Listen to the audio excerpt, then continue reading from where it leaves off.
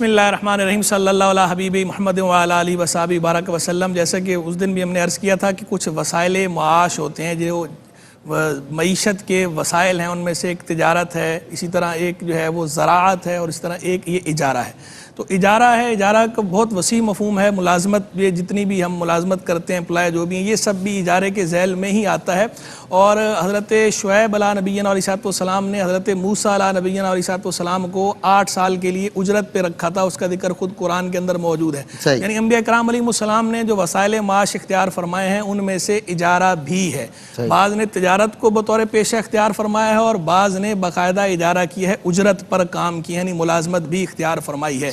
تو یعنی اگر کوئی اس اجارے کے اندر اگر یہ اللہ کی رضا کی نیت کر لے، کسب حلال کی، اور اس کے ساتھ ان انبیاء کرام علیہ السلام کے طریق کو اپنانے کی نیت کر لے کہ جن کا طریق جو ہے، پیشہ جو ہے وہ اجرت تھی، جنہوں نے اجرت کو بطور وسیلہ معاش اختیار فرمایا ہے، تو اسے اس نیت کا بھی ثواب ملے گا، حسن نیت کا۔ بالکل صحیح۔ تو اجیر کی جو ہے وہ جیسا کہ حضرت نے فرمایا کہ 2 قسمیں ہیں، ایک اجیر خاص اور ایک اجیر مشترک جو ہے۔ اجیر خاص تو وہ ہے کہ جو کسی خاص آدمی کے لیے کام کر رہا ہو، اجیر مشترک وہ ہے جو سب کے لیے کام کر رہا ہو۔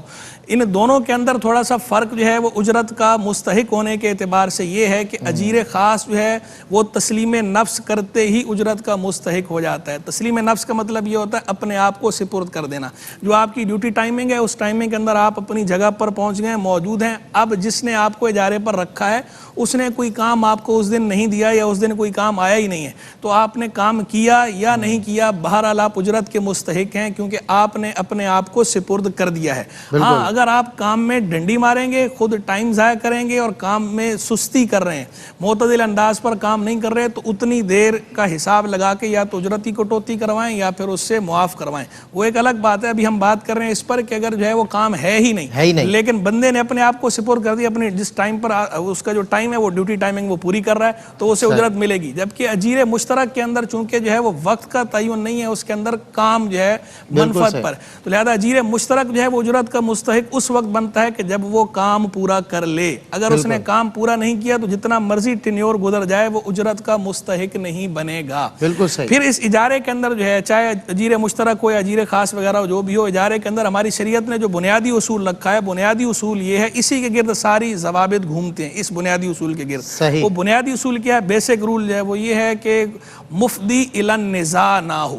مفضی الی النزاع کا مطلب یہ ہوتا ہے کہ کوئی ایسا معاملہ نہ ہو جو جھگڑے کی طرف لے جانے والا ہو، جس کی وجہ سے جھگڑا ہو سکتا ہو۔ مثلا کہ وقت کا آپ نے تعین نہیں کیا، یا مدت کا تعین نہیں کیا، یا اجرت کا تعین نہیں کیا۔ مثلا آپ نے کہا یار تم آ جاؤ، کام پر آ جاؤ، دیکھ لیں گے، کر لیں گے۔ اب تعین نہیں کیا اجرت کا، آپ نے تعین نہیں کیا، یہ اجارہ فاسد ہے، کیونکہ یہ مفضی الی النزاع ہے کہ جب کام ہو جائے گا اس کے بعد آپ بولیں گے اتنے بنتے ہیں، وہ بولے گا نہیں اتنے نہیں بنتے، اتنے بنتے ہیں، پھر جھگڑا، ہاں، نزاع کی جو صورت بنے گی۔ اسی طرح جو اگر وقت کا تعین نہیں کیا، اب اگر تم کام پر آ جاؤ، اب اور وقت کا تعین نہ اس نے کیا نہ آپ نے کیا، کوئی طے ہوا نہیں ہے، کوئی اگریمنٹ ہوا نہیں ہے، اب وہ اگر آ رہا ہے تھوڑے وقت کے لیے، آپ کہہ رہے ہیں نہیں بھائی زیادہ وقت آنا تھا، وقت تم نے دیا ہی کتنا ٹائم ہے، وہ کہہ رہے نہیں آپ نے رکھا ہی نہیں تھا، آپ نے کہا اتنا تھا، تو اب یہ نزاع کی صورت بنے گی۔ اسی لیے وقت کا تعین کرنا بھی ضروری ہے، اجرت کا تعین کرنا بھی ضروری ہے، مدت کا تعین کرنا بھی ضروری ہے کہ کتنی مدت کے لیے جو ہے یہ اجارہ کیا جا رہا ہے۔ تو ہر اس چیز سے، ہر اس صورت سے بچنا ہے کہ جو مفضی الی النزاع ہو۔ اسی طرح کوئی ایسی شرط لگا دینا کہ جو مقتضائے عقد نہ ہو اور اس میں سے کسی ایک کا اس میں فائدہ بنتا ہو، تو یہ بھی شرط فاسد ہوتی ہے۔ تو جس طرح بیع جو ہے وہ شرط فاسد سے فاسد ہو جاتی ہے، اسی طرح اجارہ بھی شرط فاسد سے فاسد ہو جاتا ہے۔ لیکن یہاں ایک یہ وضاحت بھی ضروری ہے کہ اگر کوئی شرط فاسد جو ہے وہ عام ہو جائے، یعنی رائج ہو جائے، متعارف ہو جائے لوگوں کے مابین بلا نکیر، ایسی صورت میں وہ شرط فاسد ہوتی تو فاسد ہے، لیکن اس کی وجہ سے پھر عقد فاسد نہیں ہوتا، چاہے بیع ہو چاہے اجارہ ہو۔ ایسی شرط فاسد ہے اگر کہ وہ رائج ہو گئی ہے، اس پر جو ہے وہ عرف ہو گیا سب کا، تو عرف قائم ہو جانے کی صورت میں اب اس کا اثر فساد والا ظاہر نہیں ہوتا، اب اسے مان لیا جائے گا، اور اب وہ اجارہ بھی درست ہوتا ہے اور وہ جو بیع ہے وہ بھی درست ہوتی ہے۔ تو یہ جو اجارے کے اصول اور ضوابط ہیں سب کو مربوط رکھنا ضروری ہے۔ بالخصوص بنیادی رول اگر سمجھ لیا جائے کہ مفضی الی النزاع معاملہ نہ ہو، تو جتنی صورتیں اس کے تحت آتی ہیں، جتنی شکیں اس کے ذیل میں آتی ہیں، ان ساری شکوں کا جو ہے وہ آپ نے لحاظ رکھنا ہے، اور اس کے اندر آپ نے وہ انداز اختیار کرنا ہے کہ جو جھگڑے کا باعث نہ بنتا ہو۔ بالکل ٹھیک ہے۔